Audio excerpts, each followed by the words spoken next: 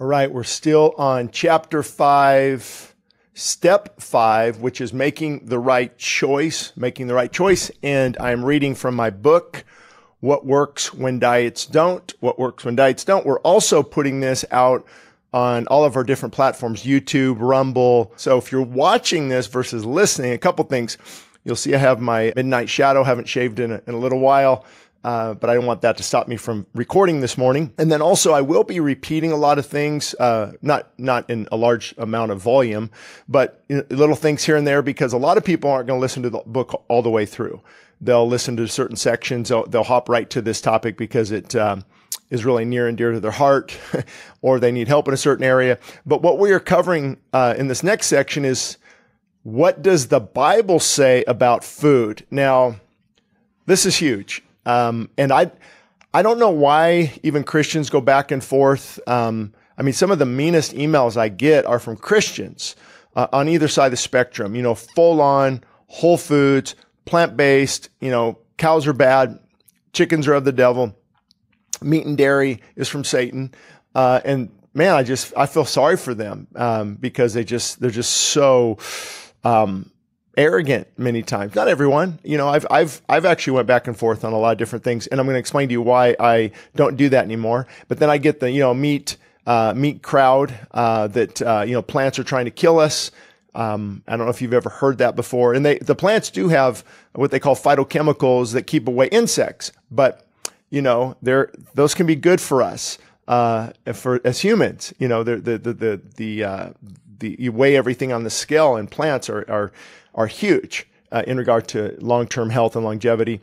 But I want to say a few things up front. I know it's hard. I don't know where you're at, but I was just having this conversation the other day with a friend of mine.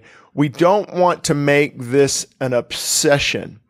A passion, yes, but an obsession, no. Obsession is, now there might be seasons, like, if you're on a fast or something and you've got to accomplish something in 30 days. And, I've crossed that line where it becomes an obsession if I'm trying to, lose weight or something, or if it's a spiritual fast, you're going to appear obsessed to some, but really it's just a wanting to pursue God more.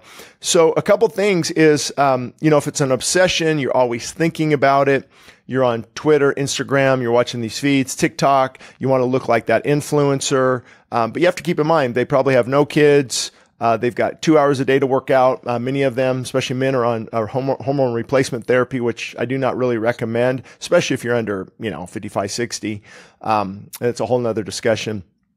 I actually talked about that on one of my podcasts with Dr. Paul Brillhart. You can probably find on my YouTube channel, and so an obsession, and also, I can't eat that. I can't eat that. I can't eat that. And you're just walking around it's hard to explain. But when it's an obsession, and when it's like, no, I gotta stay strong right now. I gotta get through this. Because on the other end of the spectrum, and I've been there, is just laziness, gluttony. We don't care. So I think finding that balance for me is keeping God at the center, getting that time in the morning with the Lord. And from that, being filled with the Spirit, and then you're going to make right decisions. My daughter makes a cookie. I'm going to try it. They make a smoothie. I'm going to try it. I think I shared on here before weeks ago. I think, I went to Chick-fil-A with my son. It was a present for him, and, got just some chicken and so, but there are times where I'll really dial that in as well. So you need to take that before the Lord and see if it's an obsession or if it's just a passion. And God has convicted me in the past, if it's too, for me and my wife, like, why'd you buy that? Why'd you buy that? Why'd you buy that? You don't want to break down, you don't want to hurt your family in the pursuit of health either. Let your kids, now a couple of my kids are following my example just for my example, not having to say anything. So that is really key to this whole thing, is making lifestyle health a lifestyle, a passion. This is the temple of God. And there's a verse I just taught on, many of you know that we are the temple of God. If anyone defiles the temple, God will destroy him. And it's interesting, you look up that word destroy in the Greek, it actually means God may hinder you. God may, strike you down, not in a bad way, but maybe we get sickness as a result of not taking care of our temple. And that's huge right now. And because of not taking care of the temple of God, this body that we reside in, God will allow certain things to happen to get us to wake up. Now, the Bible, whoever defiles the temple, is obviously talking about more of, I think, explicit things, sexual morality and things like that. But the overarching principle definitely applies. If we don't take care of this body, there will be ramifications. And even if a person tries to be as perfect as possible, the body is dying. It is fading away. A lot of these guys I follow on social media, longevity, we're going to live. Eventually, we're just one step away from living forever. No, you're not. You're not. You might prolong life a little bit, but, and I believe the Bible gives us a range of 120 years. It's in Genesis, the Bible, so spot on all these issues, especially when it comes to, health and fitness. It says don't eat shellfish, right? For the children of Israel back with their dietary laws. We know that like the shellfish are at the bottom of the ocean, keeping it clean. Like they eat the toxic stuff. And so we shouldn't actually eat those. You should eat the fish with the fins and so many other things, from circumcision on the 8th day to washing your hands when dealing with dead people. I know, I think it was maybe in Europe, they were losing a lot of even moms after giving birth, and they didn't know why. And one of the physicians read the Bible, washing your hands, and they would go from autopsy on a dead person to delivering the baby, and they didn't know why they're experiencing all this. So the Bible is full of wisdom. So it took me 6 minutes to get here, but my point at the beginning was I don't get too caught up now in the diet debates. I used to, I've watched all the documentaries, the meat documentaries, the carnivore documentaries, the plant-based documentaries, the keto documentaries, and everything in between. And something that was fascinating too was raw diets. Like nothing's cooked. It's just raw. I'm like, wow, that would be challenging. And then I know there's a guy I follow. He has a fasting clinic, and all he eats is fruit. That's all he eats is fruit. I think they call it Fruitopian or something. And there's others online, and they look great, but biblically speaking, I'm actually going to read a section from my book. It's also in What Works When Diets Don't.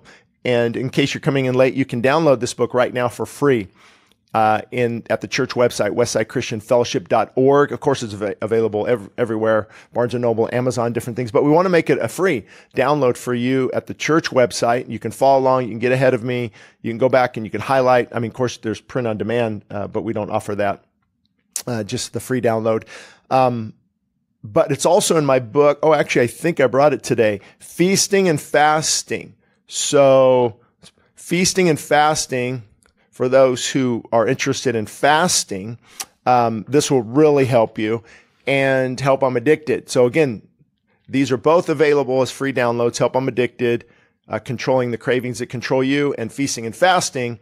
You can download all these and get some great help. I'm actually putting another book on Audible right now. After this one, it's going to be a men's book, What Works for Men, Regaining Lost Ground.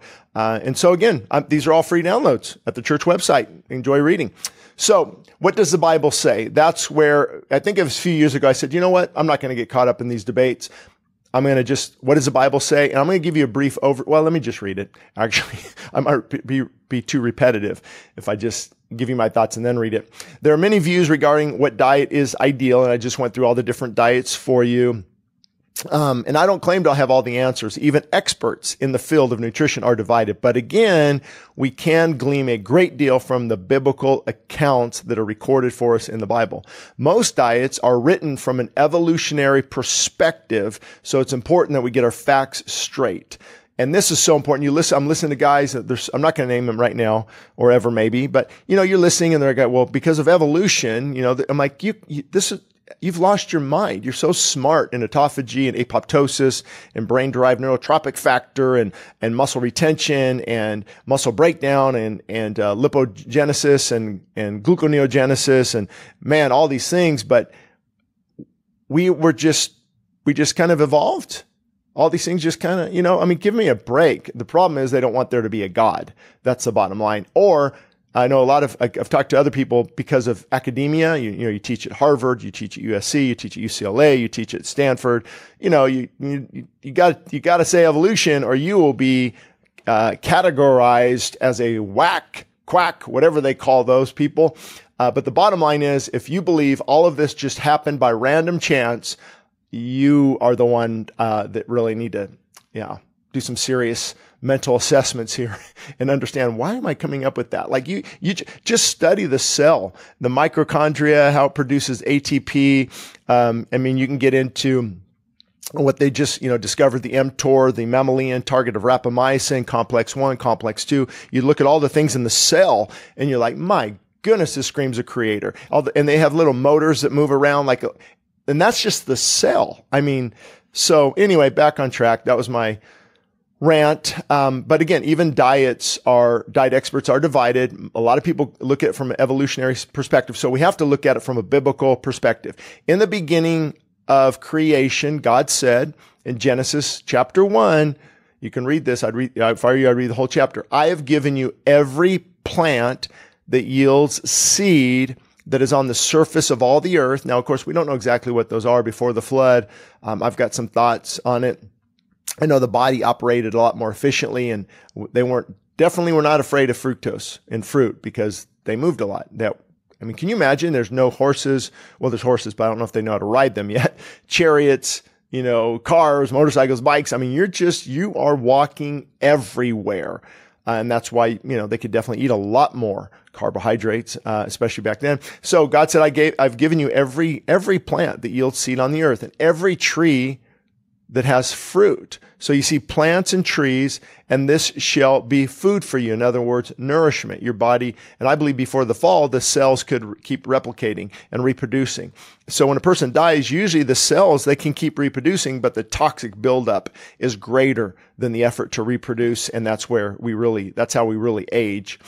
And to every beast of the earth and birds of the sky, everything that moves on the earth will be given food from the plants to eat. So even animals ate food. And that's amazing. You look at, you'd think a gorilla would eat tons of meat, or an ox. And have you ever seen an oxen or a horse or a steer or a bull? Look at these things, man. It's a pretty interesting topic, because then you have, of course, bears and other things, lions that are very carnivorous. But the protein amount must have been enough. Most plants have all the essential amino acids, especially if you combined some of them. And like I said, in 100 calories of broccoli, which would be a lot, and 100 calories of, I think, lean steak, would be a little bit. Lean steak, lots of broccoli. The broccoli actually has more protein. Now, if you take 100 grams and you weigh it, the meat is obviously more, but 100 calories of broccoli is a lot. It actually has more protein than meat. But I don't know how they ate, just grab a piece of broccoli and, most vegetables are not very good. So did they learn how to cook? Did they add some spices? There's so much life in plants. You can look at rapamycin that was discovered in Easter Island, I think 1970s, from the soil. You look at metformin that was, I might have got those backwards.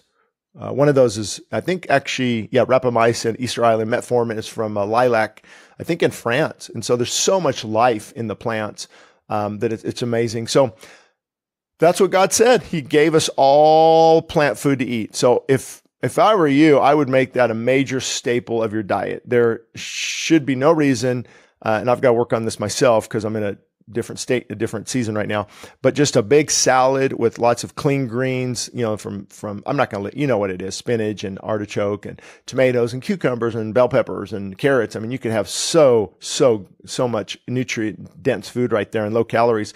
So we were designed to eat living plant-based food. The life of the plant, think about this, vitamins, minerals, enzymes, is to be deposited into the body to restore, to renew, and to replenish the body.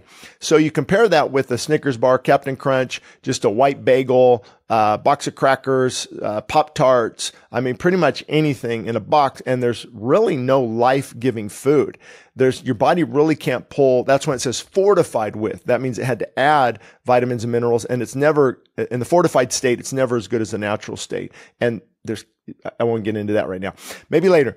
But we eat that life-giving food. The other is dead food. So really, let's say I eat some crackers. Not much nutrient dense. It's not a nutrient dense food. So when I eat it, let's say it's not real healthy, or even chips. Let's say Doritos. Your body is going to break down the corn, the different things, and it is going to grab some of the energy from that. But if you get, then now it's got the toxic ingredients, the chemicals, artificial flavorings, some of them have monosodium glutamate, others have preservatives, some have partially hydrogenated oils, and your body's trying to clean all this out, and it's having a very difficult time. And so, yeah, you'll get some energy, you'll feel a little bit better, but it's not good for your body at all. It's detrimental long term, especially if you're mixing that with a soda, energy drink. I mean, it's just an invitation for disaster. So we read that after the flood, this is interesting, which is probably 1,500 years later, that everything that lives and moves was to be food for us except the blood. Now, it does go into clean and unclean animals, but don't drink the blood in the animal. What's interesting is people, they're so worried about fat, but fat in the natural state always came with protein. Show me one protein source without fat in it. Now there's lean fat, lean protein, different things, but so it tells me that the fat can be good in moderation, the right amounts, clean. And again, I'm not going to go into it, but your body produces like 80-85% cholesterol without you eating cholesterol. And they're finding that, it's not really cholesterol, it's what's causing the damage in the arteries. And you hear a lot about, high density lipoproteins, which is ADL, HDL. And then you got the low density LDL. And the LDL takes the cholesterol to the arteries to repair the damage. So my concern is always what's causing that damage. So the LDL is the enemy because it's there, but it's repairing. So we have to look at, what's really causing the damage. And even, I remember I was researching this, I think it was the 70s or so, I don't remember, but the cholesterol, in the medical field, you could have 300 and under. Then it dropped to, I don't know where it's at now, 200. I've seen 150. At what point do you realize, cholesterol is essential for every cell in the body. It's so important. It's actually a very healthy, I don't know if they consider a hormone. Actually, now that I'm saying that, I'm not sure on that one. We'll have to put a pin in it. Maybe I'll come back as I'm talking and let you know, or recording later. But you do have to watch it. Now, if you're overweight, now you've got visceral fat. You've got your fat cells have maybe increased 10, 15 times their normal size. There's a toxic state in your body. You've created miles and miles and miles and miles of new artery because of the excessive weight. And so that's in combination what's probably leading to heart disease and things like that. It's not just the cholesterol in itself. So, but let me keep going here. I think it's important. And the reason the blood, I believe, is not to be taken. I mean, I know a lot of pagan rituals involve that, but that's where, a lot of the toxins of the animal are contained in the blood. Many diseases travel in the blood. And God also identified the clean and unclean animals for this very reason. The unclean, as you know, are pork. And that's still not considered healthy today. The viruses, the bacteria, the parasites, things like that. Was man not to consume meat until after the flood, which is actually approximately 1,600 years after the fall? If so, why? So think about that. So God said, only eat plants.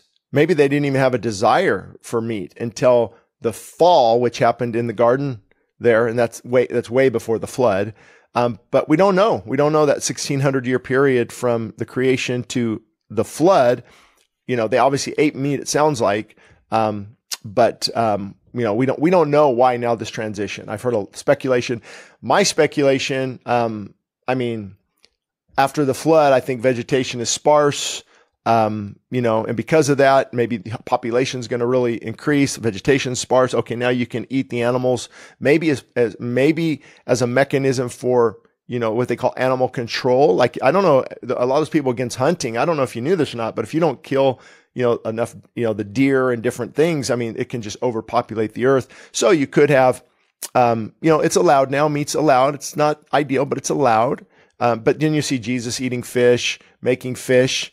God providing quail. There's so many different things. So that could be it. There's not enough vegetation, or, animal population control, or maybe protein. The need for protein is greater because of the atmosphere changing. We really don't know. But we do know that it is allowed, and it's not allowed in the sense that it's bad for you. It's not like, wine necessarily. You have a little, very, very minimal amount. The wine back then was probably 2%, but don't let it turn to drunkenness. So meat, it's allowed, but don't let it turn to gluttony. And so we kind of see the same pattern here. So, we don't know with the plant-based diet, how did it provide all the B12, the calcium, the iron, the zinc, things like that we get in meat, especially like creatine and other things that are so important. I don't have the answer to it. So that's why personally, I think I try to have a well-balanced diet. But there are times where I'll eat way more meat and dairy than I normally would. And then there's times where I might just have a lot of maybe just take a break and like a Daniel type eating program. Daniel, I don't call it Daniel fast. I call it the Daniel healthy eating program. So is it permissible to eat meat and dairy, but not ideal? But then you get into the whole thing. I look at a lot of these guys that are plant-based only and, maybe they'll live a little longer, but they look, I want to be, generous here, but they look kind of sickly and weak, and just not a lot of muscle. But then you have other people, in their 70s that I follow too, and so many of you do. They're in pretty good shape. You can tell they've probably retaining 20 pounds more of muscle than the guy at the same body height, and weight. Not weight, of course, but they're 20 pounds heavier. And so you can tell that, preserving muscle, there's a lot of benefits, from falling and injuries as we get older. And so, I wish I could tell you exactly what to do, but I do know somebody who does have all the right answers, and you need to seek him every morning, in the evening, throughout the day, and he will show you. Maybe there's seasons to, to switch your diet back and forth. I think that's also biblical because, think about seed time and harvest. God gave us the 4 seasons after the fall primarily. And so there were times where I'm pretty sure they would eat a lot of meat if that's all they could get. Vegetables weren't growing. It was cold. Maybe they learned how to preserve the meat. They probably lost a lot of weight, and then they built up that weight again. Times of feasting and famine, they would build up that weight again. And that's what fat really is. Fat is really stored energy that we need to get rid of. And so then there'd be another season. And so that fat would then be burned for fuel. It makes so much sense. It screams creator. They gain 20 pounds in the summer, and they're eating a lot more. And then they need that. Most people can go, a good month and a half, 2 months. Now there's, electrolyte issues, other issues with that. But, most people can go quite a while without eating. We've got a lot of stored fat.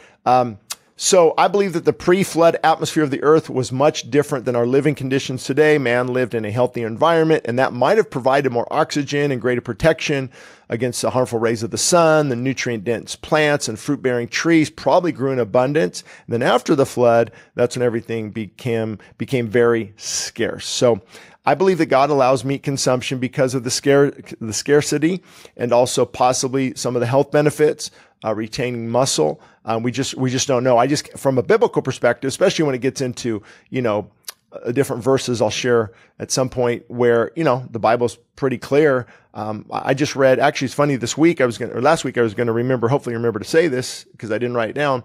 And I remember, God, as part of God's blessing, he said, you will have goats or sheep in abundance, and you will not lack curds and honey, which is dairy, like yogurt, and you think of kefir and things like that. So that was a blessing of God. And again, I think it's just being overweight, not being active, and when you're kind of backed up and you're toxic. So yeah, meat and dairy are not going to, and clean. I try not to eat, meat I don't know where it came from, or now that could be an obsession more than a passion. I don't know, but I'm real careful on where I get my meat and dairy.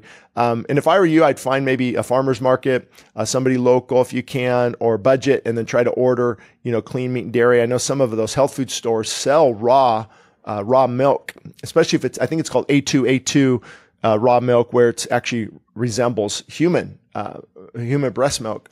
And so I'm not one of those people say, it's great for babies, and, why were we drinking a cow's milk? Well, biblically speaking, you can, and there are tons of it. If just don't take my word for it, Google the health benefits of raw goat milk.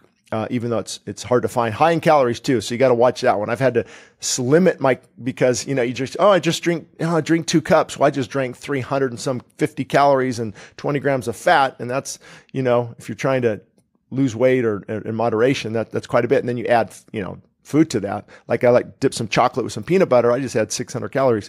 So anyway, that is my sensing here on what the Bible says. I mean, in short, I suggest consuming meat and dairy sparingly for most of you, clean. Our main diet should consist of nutrient-dense foods, such as beans, sweet potatoes, if you're not limiting carbohydrates, a big, colorful salad made with homemade dressing without the sugar and the refined oils. And I know I've said this in the last podcast, but some of you might not have caught this. This is the key. This is a lifestyle. And contending for health and fitness, for many of us, is a lifelong challenge. So once you understand the battle, once you understand, okay, it's worth it. Okay, this is a lifestyle, means I blew it for a day, or I blew it for a week, or I'm not in a good spot now. I'm going to get back up. I don't want to live like this. I don't want to live, I remember when I was 240 pounds when I was first pastoring. The highest I've been was 270. I don't know if we'll ever show. I might have a picture he can insert here on this one. But yeah, and that was the highest. And then at 240, and I realized, man, I can't keep doing this as I get older. And then, slowly got down. But if I'm not careful, I can go back up. So I have to, okay, this is my struggle. Other people can't relate. Their struggle is something else. And so you do have to watch it. And so what I recommended on the last podcast was, or the section of the book, if you're, looking to the book or listening to the book, was to, go a couple weeks with, it's okay to be a little hungry. I would have maybe 3 meals, and we talked about portion size, chicken size here, and then, size for vegetables. And I'm not going to go into that. You can even look at portion sizes online. And, if you just stick to those portion sizes and no snacks, that's where I grab some peanuts. Oh, there's 300 calories. I grab some fruit juice. There's another 200. Grab this it's like snacks over the course of the day, chips and things. Plus, not only that, it raises your blood sugar levels, which of course increases insulin. As we know, insulin it also helps grow muscle, but it's also a fat storage hormone. And so that's important. So I would start limiting your calories. The bottom line is, and some people say, oh no, it's not about that. It actually is. It actually is. It boils down to, if I'm consuming, even if I've got great what they call optimum levels of hormones, my thyroid's working great. Everything's succinct. My testosterone's above 600. Everything's good. If I'm eating too much, I'm going to store it. Now, we talked about NEAT, the NEAT principle, non-exercise activity thermogenesis. Some people are just wired differently. They're wiry. We call them wiry. And so they're burning, an extra 1,000 calories a day more than you are. And so they can eat more, and so you have to find what works for you. But I would definitely limit my caloric intake. I wouldn't go crazy. But there are diets out there, 500, 600 calories, mainly high protein, half of that being protein. And it will get your body in a ketogenic state. It'll begin to burn the fat. And so it depends, if they said, hey, your obesity is leading to this and this, and you've got to lose 50 pounds, I would jump on that 500 calorie diet and not worry about, but you might springboard, you might, the yo-yo effect, and you will yo-yo if you don't make it a lifestyle. So see, if you make it a lifestyle, you get off the diet. Okay. I gained back 4, 5, 6, 7, 8 pounds because of water weight, carbohydrates, retention of the water, the fiber. But you can even keep losing the fat and building the muscle after you stop that diet. And then you go a season for just maintaining a good caloric range. But you have to be strategic. You have to be smart. And that's what I'm helping you do in all these different areas of this book. So that will end this section on what does the Bible say about food.